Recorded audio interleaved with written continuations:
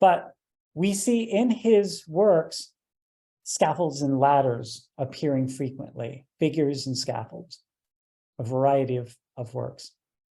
But it wasn't until I looked through his photographs that I saw this particular photo. And then I looked at the detail to the left of this photographed character. And boy, that looks like the same scaffold in his own photograph. So he's stealing from his own work. Isn't that shameful? So here we have a depiction that was done in the year that he was putting works together for the survivors exhibition. I don't believe this work was in that exhibition, because this work is all about sweetness. It's all about goodness. It is as lovely as any traditional mother and child would have been done. And so when we look at this Titian, we get the same feeling of that loving touch of the mother and the shared response from the child. It's all beautiful. What Myron's doing in this painting, though, is wonderfully invented, because in this early drawing for it, when we look at this depiction and look here, we see the leg of the child and we see the arm of the mother and the hand of the mother. But when you look back to the image to the left, it's a combined feature. It reads as both the hand of the mother and the leg and foot of the child. Whereas in the painting, the mother's full arm is there on display. So again, simultaneity, mixed shape forms, changing depending on where you look within the scheme. Then he does this picture. And now as the child reaches their hand up, it now becomes locks of hair in the child's mother. So it's the fingers of the child and it's the locks of her hair simultaneously, serving two purposes. But then when we look to the left, he's done something interpreted, because now the hand of the child is like a rosette in the mother's hair. So here's someone who's not satisfied to just copy himself and repeat, but he's inventing constantly. This is my definition of what really creativity is: the ability to not repeat yourself, to be able to do things again and again and develop and improve and change indefinitely. And I think when one develops this facility, there's no end to it. It's not like you reach the end of something, you only keep starting and you keep developing it. So it's a muscle that needs to be worked. And I highly recommend every artist to push at developing that capacity. There it is as a rosette. So when he develops his work for the Survivors exhibition, he'll then take this image and he'll turn it into this. And this is a horror scene.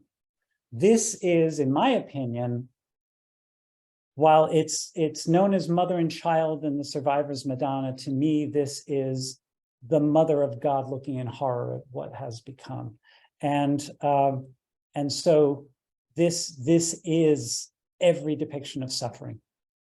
So what a transformation. Again, looking back to Rico Lebrun, we see the dynamics of Lebrun's drawing style, and it's equal to what Myron's doing in his drawing and painting here. Oops, we've seen this before. And Myron had several favorites of his favorite photographer, Henri Cartier-Bresson. This is one of them. He loved to show this in the classroom, and I'm simply repeating back to you what many of you have already seen. But in this depiction, Bresson shows this radiating spokes of a wheel. And he says that's the design theme, and now we're looking for variation. And the place we find the variation is in the fingers of the mother. They too come from a common point of radiation. But from that same point come the spokes of the ribs of the starving child. And from that same location come the features of the face and the bones and fingers of the hand. This is so clearly seen in the moment.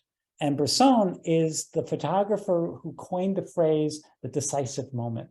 That ability to see instantaneously and capture just that thing that will be gone in a flash. And it would be a wonderful accident if it happened once, but the problem with with Cartier-Bresson is he does it again and again and again and again in all of his work. It's a constant feature. So Myron loved to show this work. And then when we look in this work, we see the same thing at hand. So here he is developing this set of radiating lines through the whole design. But there's a metaphor here. So in the child and the mother's hand, we see kind of a continuation of that rolling wheel, right? So it's, one can build a metaphor, write a narrative for the wheels of time turn and suffering continues, but it's clearly enveloped in this scene. And he's used the wagon wheel concept in his radiations to envelop them and bring them together.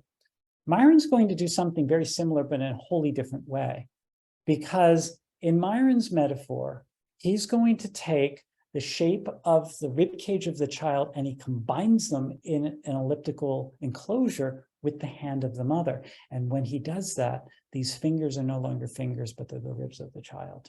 So the mother's hand and the child's suffering ribs are the same thing. It's very like the Cartier-Bresson, very differently developed and produced. So likewise, Myron is building his design much like medieval icon painters built works. And so here's the geometry that underlies this medieval painting, or at least the diagram from the painting. And you'll see Myron's doing the same thing here. This is a rectangle that's a 1.5 rectangle. And so it's built on a series of squares and diamonds. And you can see from that initial starting point come the directions of the arm and all the directions of the radiations going on inside. So it starts simple and the complexity comes right out of that simple notion.